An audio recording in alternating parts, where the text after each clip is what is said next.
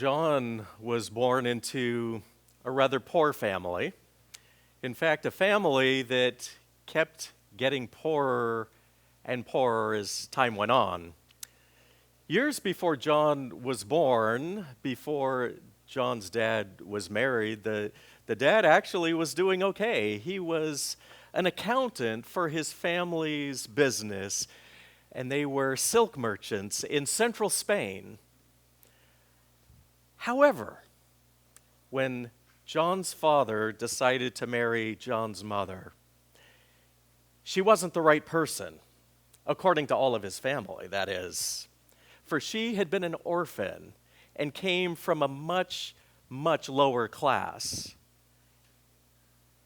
He did not get the support of any of his family or relatives, but he married her anyway, and they would have nothing to do with either of them.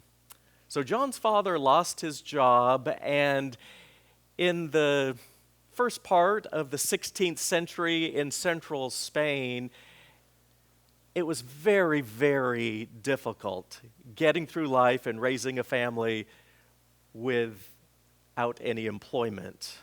And so John's parents became cloth weavers, just enough money to make a meager living and put some food on the table. But unfortunately, about 3 years after John was born, his father died. And a couple years later, his older brother died, probably from malnutrition. His mother simply could not make enough money as a single parent back then to put enough food on the table. And so John ended up in an orphanage where he studied Christian doctrine. He actually excelled at it and spent his teenage years serving the church and thriving in his studies. And as a young man, he entered a religious order and also became a student of theology and philosophy. It just seemed that his life had turned around from early childhood into adulthood. He became a member of a religious order and spent most of his adult life in monasteries and convents, and he was known during that time for being a spiritual director for others in the church. In fact, he was the spiritual director for St. Teresa of Avila. John is primarily known today for his writings. In fact, some of his mystical poetry is some of the greatest poetry of that era. And as it turns out, today is the day of poetry because Cheryl shared some poetry, and now I'm going to share some myself. This comes from perhaps John's most famous poem. By the way, John became later known during his lifetime as John of the Cross. And almost 200 years after he died, he was canonized by the Catholic Church, and he became Saint John of the Cross. The Dark Night of the Soul is probably his most well-known poem, something that I read a little bit, I think, back in seminary, but I've known about this poem for a long time. This last week, I read the poem over and over and over and let it sit with me, and then I researched John's life a bit so I could kind of understand what the poem was really all about. Let me read to you a couple of the first stanzas, including stanza number 1. In an obscure night, fevered with love's anxiety, oh, hapless, happy plight, I went, none seeing me, forth from my house, where all things quiet be. In the happy night, in secret, when none saw me, nor I beheld aught, without light or guide, save that which burned in my heart. This is a poem of the soul's journey seeking for God. And for John, it was a journey of darkness. Now, as I went back and read a little bit more about his life, it seems to me that the difficulty, the pain, the poverty was what he was referring to about the darkness of his life. But as I allowed the poem just to speak to me on its own merits, it became very clear that the darkness really had nothing to do with his pain or his suffering, his poverty or the agony or the grief of his childhood and early years.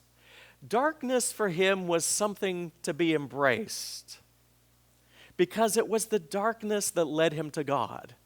In fact, he would even say that God was the darkness. Very different from what we talk about over the holidays, especially where God is light and darkness is something to be avoided. You see, for John, God was completely mysterious and unknowable. And he refers to God as my beloved. And he talks about God as if God is this beloved, beautiful woman that he fell in love with, and he finally just had to throw up his hands and say, I don't know this person at all, but I'm madly in love. My guess is some of us have felt that once or twice during our lifetimes. But for John, one of the things I love about the poem is that he didn't run from the darkness.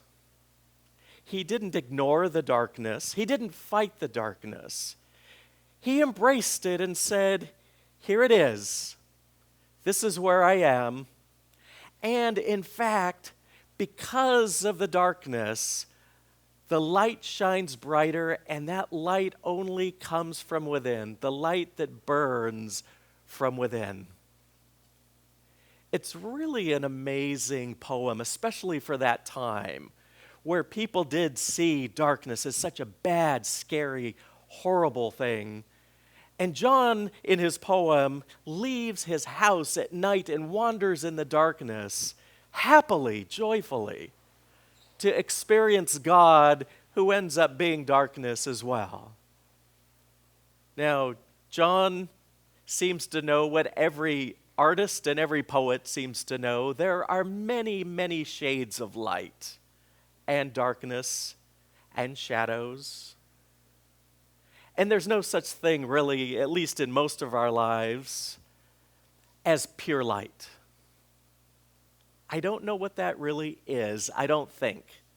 Maybe a couple times in my life I've felt close to experiencing the pure light of God, but most of the times it comes with varying shades and shadows. And whenever I'm painting a picture of flowers, I know that what makes each and every one of my paintings seem somewhat real is because there's lots of variations of light and shadows. And for some reason, it's something that I see and I'm able just to put on the canvas or the paper. But I also know that it's not just something I do as an artist physically, but something as a human being I experience on a spiritual level. There are so many shades of lightness and darkness and shadows in all of our lives.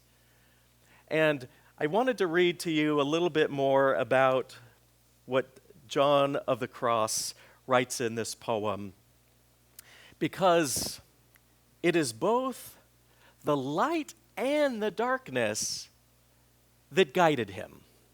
He says this in the poem, "The light guided me more surely than the light of noonday." You see, it's not necessarily a bright light, but nevertheless, it's a light that guided him to God, his beloved. And then he also wrote of the night itself, O night that guided me, O night more lovely than the dawn." Bright light, not so bright light, and darkness guided him to God. Well, and then let me read you the final stanza, because it is actually this joyous and rapturous, joyful destination that he ends up at the end of his journey.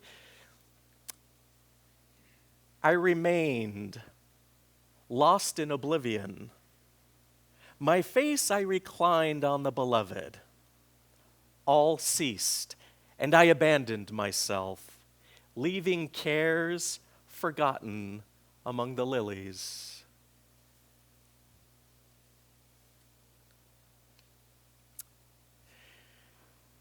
In John's Gospel,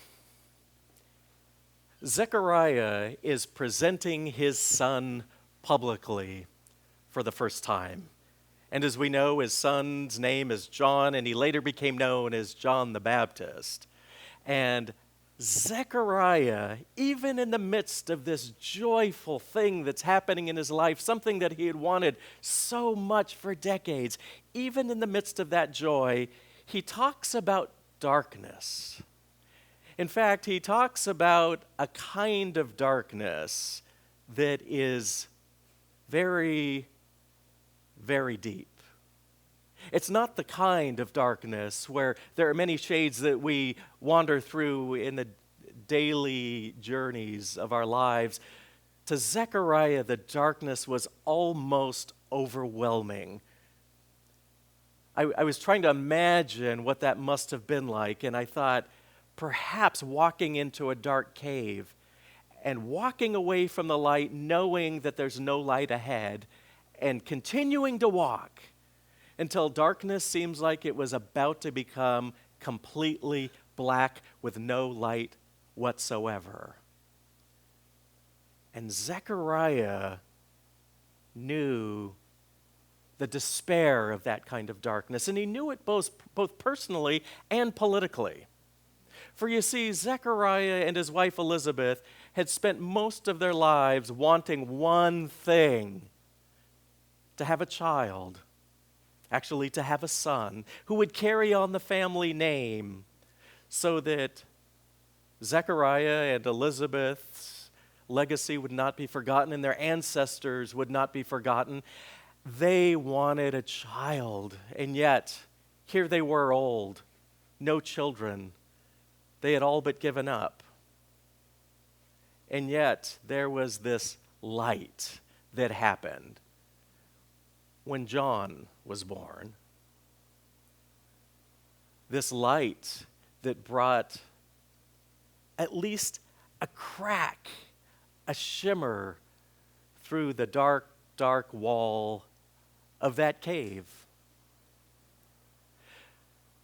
Zechariah hung on to the belief in the midst of that darkness that light was still possible. And he doesn't talk about embracing that darkness, and I think, to be totally honest, most of us have a hard time embracing darkness. I know I do. I prefer the light. And when I think metaphorically of what darkness often means to most of us, it's usually negative. But Zechariah held on to the light, and he said, another poem, by the way, "By the tender mercy of God, the dawn from on high will break upon us to give light to those who sit in darkness and in the shadow of death, to guide our feet into the way of peace." It was very personal. But it was also political, because Zechariah lived in a time when the civic leaders ignored the truth and the justice of the prophets, of their prophets. And the religious leaders, rather than standing up to the civic leaders, they went along with it. And they basically said things that were untrue and claimed them to be true, as if by claiming something to be true makes it true. And, imagine that, and they ignored the justice of the prophets as well, and especially caring for the people who were poor and the people on the margins and the refugees and the people who were different. in the Gospel of Luke, now this is just chapter 1, but throughout the Gospel of Luke, we see John as the one who prepared the way for Jesus, and Jesus is the one who brought love to the world and thereby brought light to the world. And the way Jesus did that is he brought love to those who were of a different tradition than his own, as well as to people within his tradition, to people of a different religious faith than his own, as well as to people within his own religious faith, and to people who had entirely different customs, as well as to the people who shared his own customs. You see, Luke presents Jesus as the one who brought light to the world because Jesus loved everyone, even those who were his so-called enemies, and he invited all of his followers to do the same.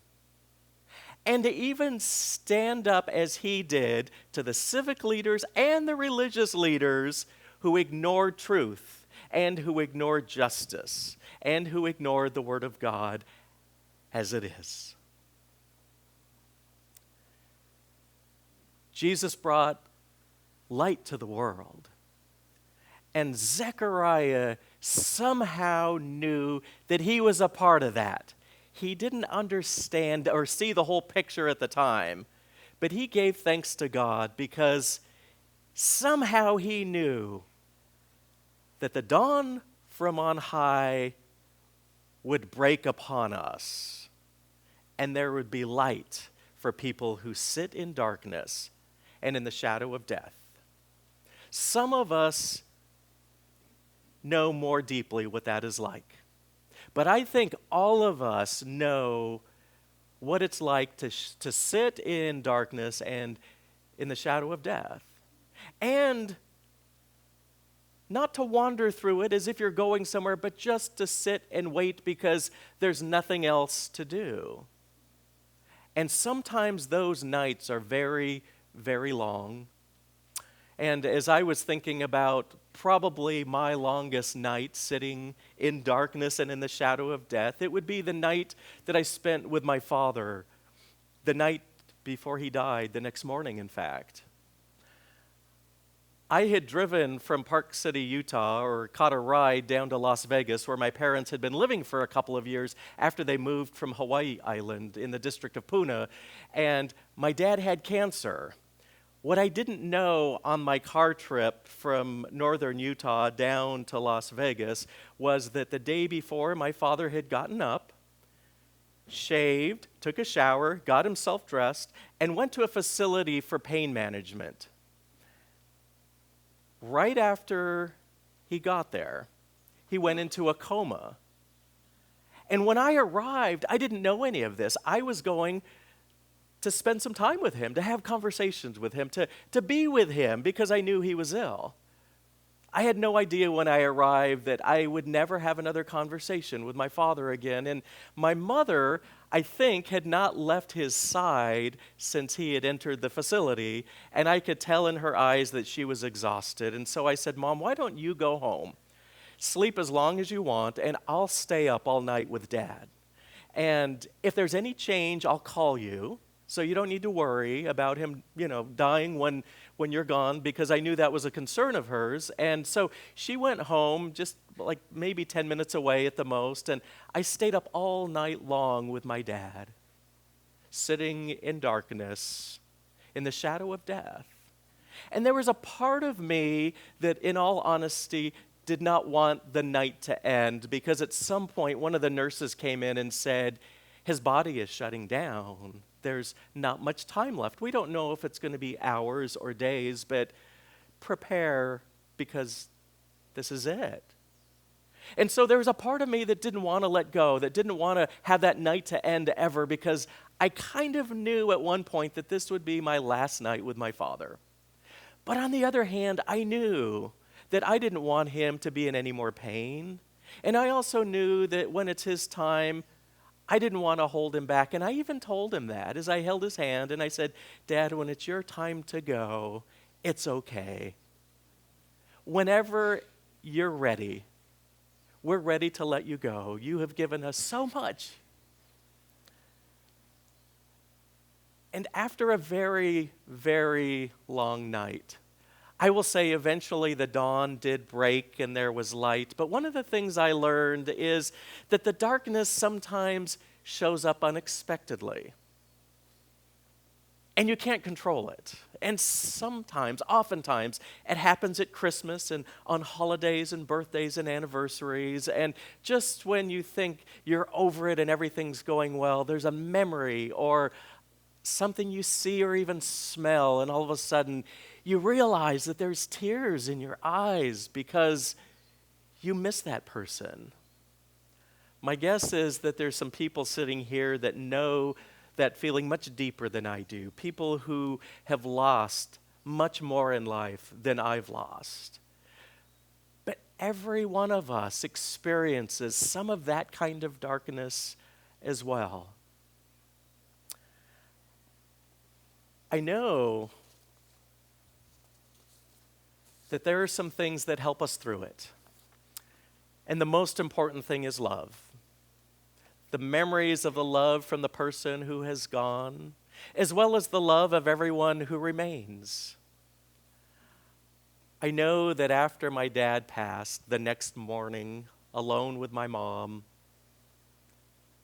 I was there for her. She was there for me, my siblings, my aunts and uncles, my cousins, my church, my close friends. The love was always there. And to me, that love is the light in our darkness. Whether we're talking about that darkness that we don't want to end or that darkness we're just sitting through in the shadow of death, wondering when it will ever end.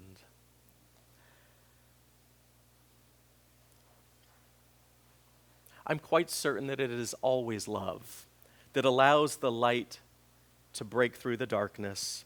And the English band Depeche Mode refers to this in their song, I Feel Loved. And this is one of my most favorite things that I read this week. Here's just one verse of that song. It's the dark night of my soul, and temptations taking hold. But through the pain and the suffering, through the heartache and trembling, I feel loved. As you journey through many shades and variations of light and darkness and of shadows, may you feel loved. And may you hang on to that love, because that love indeed is our light. And may you share it with everyone that you can. Amen.